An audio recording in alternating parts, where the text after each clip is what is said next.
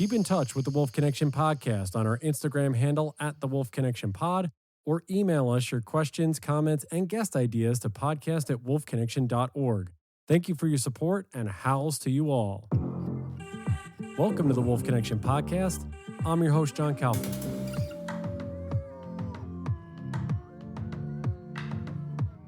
Love to welcome back Leo Leckie to Wolf Connection and also to the podcast. I think it's literally been 3 years. You were one of like the first 10 episodes we did. I think you did 2 episodes in that early round. Yeah. But it's so great to have you back on site on the sanctuary.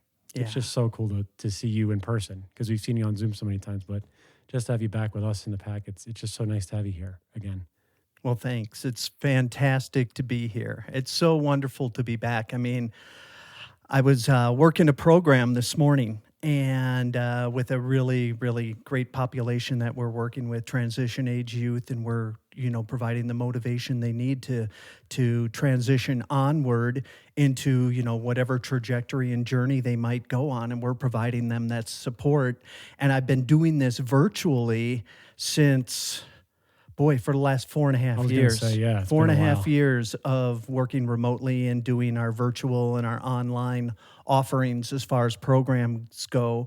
And today was the first day in 4.5 years that I got to actually be back on site, working with the team, face to face, and feeling the magic that happens at Wolf Connection with the programs that we do. So it's been spectacular so far. And you bring such a beautiful spirit to this whole thing because of where you've come from. And we've talked at length prior about what you did back in Yellowstone. Now you're back there. Yeah. Which, is this a full circle moment for you? And I'll stay with the program for just a second, because you really touch a lot of people in the way that you share those stories and share the stories about the wolves in the wild and how you can correlate that to the pack here at Wolf Connection. What are the feelings that come up for you when you're actually on site? And like you said, to be here for the first time in 4.5 years and to see these kids for the first, in person. Right. So it's exactly what you said. It feels like a full circle moment, coming back from Yellowstone to Wolf Connection, and picking up, where I left off before, with being able to share the stories of the wild wolves of Yellowstone. We were doing that in the program today. Right. We were walking down the creek trail, down Shades Trail, and walking, through the lush vegetation. The Aliso Creek is flowing right beside us. Everybody's enjoying it.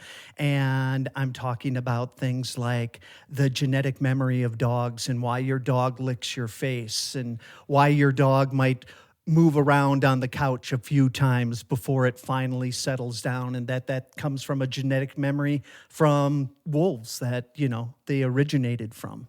That's so cool. Yeah. And so sharing those kind of stories again in person, and being a part of the natural setting that's here at the sanctuary is just, it totally feels full circle. It feels like transformationally, this is the place. Everything is kind of aligning. We talk a lot in Wolf Connection about sacred timing, and this the way that everything is unfolded and being here now feels totally like sacred timing. Are you a celebrity with these kids? Because I feel like, because you know what I mean? You for us, you feel as you're like almost the Uncle Leo of, the storyteller and the Mr. Rogers type, because you just have that just great presence. Are the kids just happy to see you in the flesh and to just have these things said to them while, because they can't carry you in your pocket when, when you're on Zoom, but to be on these trails with them and to be able to see these things in person, is it a different feeling for them? Have they spoken to that at all? That was actually, it's interesting you would bring that up. That was actually just talked about by one of our participants in the program. He mentioned that seeing me remotely through Zoom, through the lens of Zoom, he always thought I was a little bit more of this professorial kind of person. Okay. And had this totally different, vision of me. And then we did an opening circle where we all shared, what brought us to this particular program on this particular day. I talked a little bit about that, and his immediate response was, "This is refreshing. This is so nice to see you in this kind of setting compared to, what I had created in my mind thinking about you through Zoom and things like that." So it was moments like that that really, that really are impactful and meaningful as far as, the import of what we do in the programs. Yeah.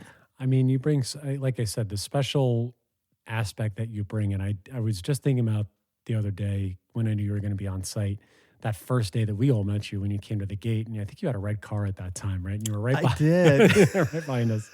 And we discussed this so many years ago.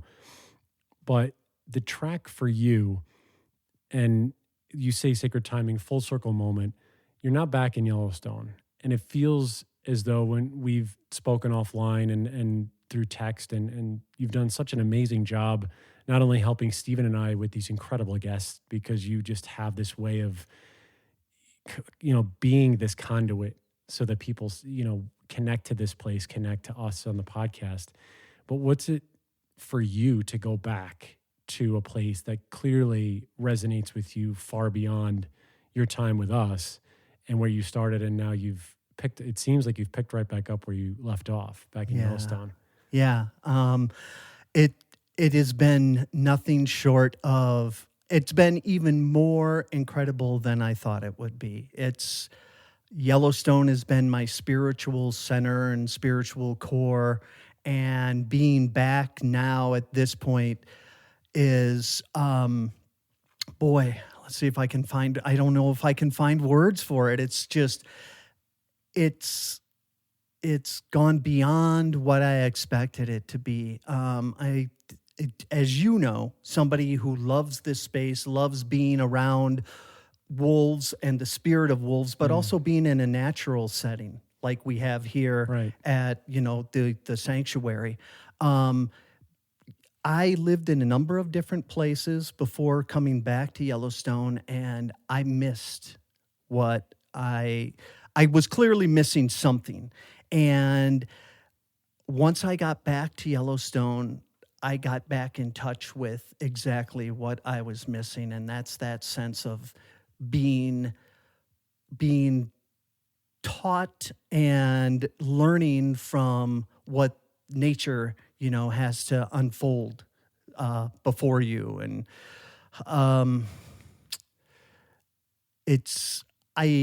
for example, the place I'm living right now is right on the edge of a wolf pack territory. They're called the 8 Mile Pack. Oh, okay. And they've been around. They actually are one of the few packs in Yellowstone National Park that actually started outside of the park and moved into the park back in 2010, the very year I first lived in Yellowstone. They moved into Yellowstone that year, kind of got into a conflict with the local pack, defeated the males, and then the males of this 8 Mile Pack joined the females of this pack that the males had been pushed out of, and reformed what became a new 8 Mile Pack within Yellowstone. And the females of this previous pack became 3 of the most famous female matriarchs of the northern Yellowstone range. Really? Yeah. Wolves 909F of the 8 Mile Pack, 821F of the Prospect Peak Pack, and then a third sister who was called Third Sister. She was a famous wolf. She didn't have that quote unquote alpha status, but she was definitely a leader and a very, very a wolf that was looked up to by other pack members and stuff. And in both packs would move back and forth from the 8 Mile Pack to the Prospect Peak Pack. And so I'm lucky enough to live right now about 100 yards from the park boundary, which is, would be considered the edge of their territory, and hear their howling very often, several times a week. Um, and have seen, the results of successful hunts not far away from my Really? house. And so it's been pretty amazing. There's also this time of year, it's June. This is the time when mother elk give birth to their calves. So there's this element. If you were to ask employees of Yellowstone National Park what animal they're most afraid of, it's not going to be the grizzly bear. It's going to be a mother elk who has just given birth to calves because of how defensive and aggressive they can be taking care of those. So there's a lot of female elk in where I'm living, in my yard, basically, who've given birth to calves and have been pretty aggressive with the UPS driver whose life I saved from being trampled. Really? Bob Landis is my next door neighbor, famous Yeah, absolutely, yeah. famous cinematographer, Yeah. for Yellowstone Wolves and beyond, and basically yelled to Bob at the last second that helped him out from a charging elk. So Goodness. I've got a lot of mama drama going on at Yellowstone National Park, or where I'm living on the doorstep of Yellowstone right now. I mean, what a place to be. Yeah. What a place to be, just to experience all those things. What other encounters have you seen just from that pack? That because of the fact that you've seen this elk, these female elk and these calves and this 8 Mile pack that now is just they're your neighbors along with Bob Landis. I mean, what are some other things that you've seen? I know. Did you go back into guiding or tours? Like what I thought I saw you going back and do a couple other things. Yeah, so I'm still working as the manager's quote historian, quote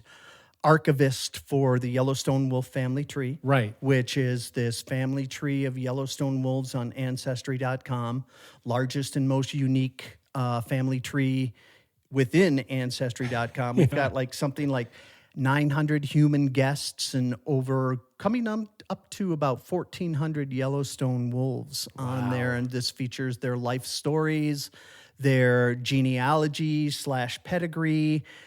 We've got a lot of photographers who contribute their photographs of these wolves to our tree. So we've got beautiful, beautiful photos that accompany the life stories of these wolves. And so I'm still immersed in that, have rejoined with a guiding company called Yellowstone Wolf Tracker. Yep. And still I'm working with them. I had been a guide for them before coming to Wolf Connection. I haven't done any guiding formally, but have been very immersed in booking and things like that. So That's booking cool. for the company. And I'm back to working with Jim Halfpenny. He and I did a lot of work together. So moving back to this little hamlet at the north entrance of Yellowstone National Park, known as Gardner, Montana, and having the community step up the way it has and reacquainting myself with old friends has just felt like a very natural coming home. You found your pack again. Yeah, that's really I found what my it's, pack again. Yeah, it's exactly. You took a little bit of a break. You went off and explored and did some different things. Yeah. Now you came back. I mean, I like to think that I have 2 packs. Yeah, I've got the Wolf Connection pack and I've got the Yellowstone pack. it's so great to hear that you could just hear it in your voice that there's you're where you're supposed to be at a certain point in time. Yeah. And I think we all feel that way. And again, it goes back to sacred timing about how we're all supposed to help in our own different ways. And then when we need the help or we need the guidance, we get it to where we have to go. I mean, Exactly. Again, to be, like you say, next door to Bob Landis and working again with Jim Halfpenny, two titans of, wolfdom and just all the things that they've done. And, have you spoken with anyone else over there or have any other experience? Have you talked to Doug Smith since he retired or anybody else up in Yellowstone yet? I've talked to Doug a couple of times, consulted on a book that Doug is working on, Nice. and I've actually consulted on a couple books, and so very much immersed myself into wolfdom, as you were saying, at Yellowstone. And haven't talked to Doug a lot, but we've definitely had some conversations and around this particular book that he's a co-author of as well. So, Yeah. I yeah. mean, what is it like for you and the experiences obviously that you can bring to any of the lessons that we have at Wolf Connection to now be back inside of the park or on the edge of the park and to have these experiences firsthand? I mean, for me sitting across from you and hearing that story about, see, helping Bob Landis out with the mother elk and, having these just everyday occurrences that happen, what does it draw for you that gets translated to anybody who's listening over Zoom and to any of these programs? And then when you're on site for a little while here, d- what awakens in you, I guess, is really the Yeah. question that maybe Yeah. wasn't there for the last couple of years or wherever it may be. Right. So for the last 5 years, I would definitely say I've had these embers Mm, inside of me, and have been kind of producing stories from those embers in the form of the Yellowstone Wolf family tree right. remotely.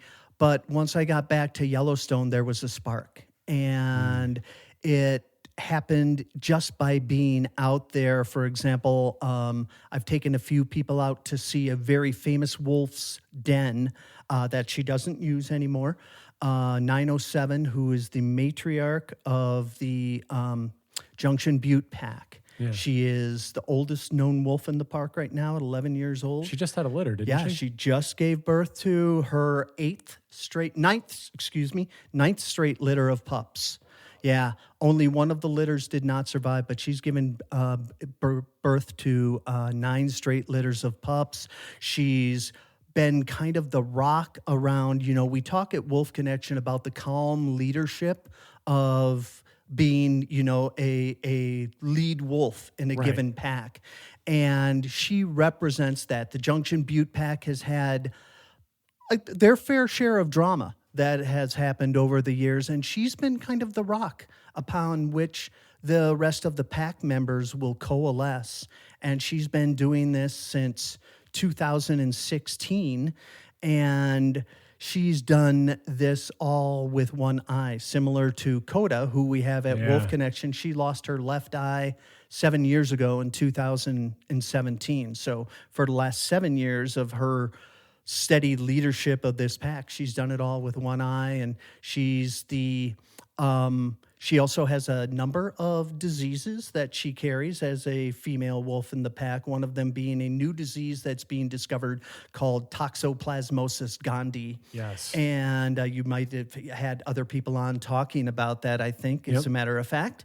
And so she's a carrier of that, but she has just exemplified this calm leadership. And anyway, taking people out to this den and telling her story along the way. I've done it with my daughter and her partner, did it with one of my best friends. I think I've been out to her den about 3 times now, and it's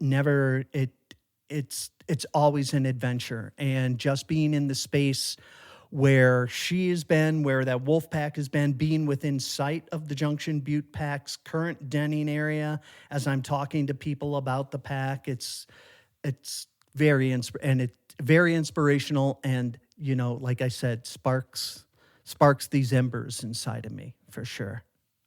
Just to talk about 907 really fast, what does it mean for, I guess, wolves in general, but I would say specifically Yellowstone, to have a wolf that is this old, still churning along and really exemplifying, like you said, the matriarchal position in these packs, to be that stable, that resilient, and to continue to make this? Because I saw a post with Kira Cassidy was explaining the same thing about having this, what do you say, ninth straight litter, right? Or Yep. something like that. 9 straight letter. Yeah. I mean, what does that do for wolf study and wolf community and wolf storytelling to have a matriarch and a really a legendary piece that is still around for people? Can they see her fairly often in Yellowstone, or is she kind of, here and there and everywhere? Yeah, she is seen very regularly, Okay. especially this time of year, where she is localized right around her den and the pups that have been born, and beginning to take them on daily excursions. So after the pups are born, the adults and especially the mother wolf will start leading them on little excursions. The first day it might be 10 feet from what we call the porch of the den, which is kind of that flat area that comes out of the den hole right there where the pups first emerge from the den for the first time and see the light of day. But then it's, then the next day, it's a little bit further and a little bit further. So we get to witness her in these very special moments doing what she does best, which is mothering the next generation of pups that are going to contribute to the Junction Butte pack. Man, that's incredible. Like, just what a life. What a life you have. I mean, really, it's just, I think we all do. And when we take a step back at it and we realize just how lucky we are to be doing what we're doing and working with the animal that we are, it's just so valuable and incredible. What's something that, if people are in Gardner and they see, like, what's something you want to, is there an update? Is there something you want people to know about that maybe we haven't touched on really fast, that like you've noticed or you've seen, or working with another pack, or what is something that people maybe haven't heard about that, you can shed some light on? Do I have anything I can shed some light on? Wondering, yeah. There's got to be something. I will say that the wolf pack, on whose territory I'm living right next to, that's very same 8 Mile pack. Yes. They're the largest wolf pack in the park right now. Okay. I think they are about 26 wolves, maybe. That number fluctuates a little bit. Right. It's anywhere from 21 to 26, basically. So they would, not counting the pups that have been born, represent the largest pack leading into the pup season. And almost all of those wolves, all but 4 of them, were gray-coated wolves, which is interesting. Really? So there's kind of it almost seems like we've got a redistribution of coat coloring going on with Yellowstone wolves right now, where there was kind of a predominance of the black-coated wolves. Yes. For the last several years. It's possible that with this, especially when you have one wolf pack that represents 1/5 of the population Right. of Yellowstone wolves, and most of those are gray wolves, gray that's wolves. obviously going to, change that dynamic as far as coat color goes. So it'll be interesting to see which way it goes, because as you know from your previous guests, there are advantages to coat colors Right. in different ways, especially when you're a pup first being born.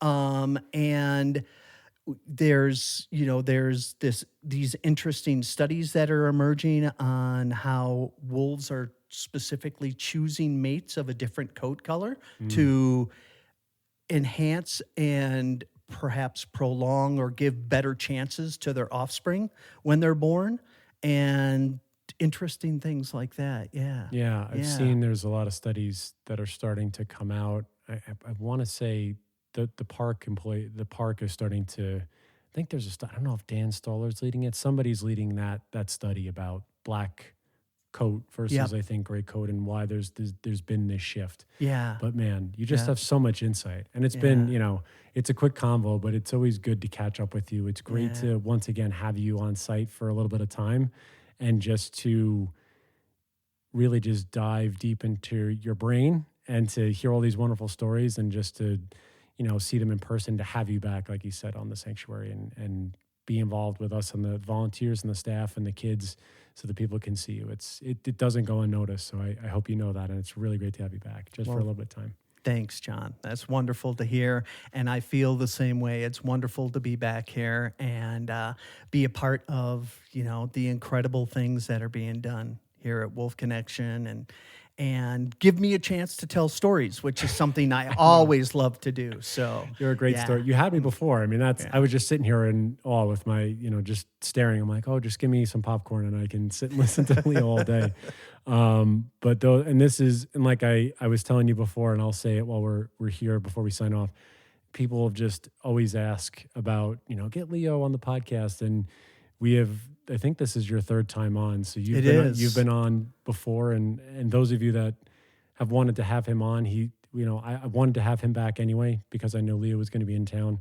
But listen to those first couple of episodes for sure, where you really dove deep into Yellowstone and everything. And it's just, like I said, this full circle of you coming back, not only coming back here, but being back in Yellowstone. And it's so great to see you living where you should be and sharing the stories you have to. So thank you, John. Thank you. It's good to be back for sure. Absolutely. Yeah. That's great. Leo Leckie, everybody. We'll have him on again, I'm sure, but it's All good right. to have you in person. Good deal. How's to all out there? How's to you all out there? And we'll see you next time. Bye, everybody. Looking for more information about Wolf Connection or the podcast? Please visit our website at wolfconnection.org, where you can donate, sponsor a wolf, or become a volunteer.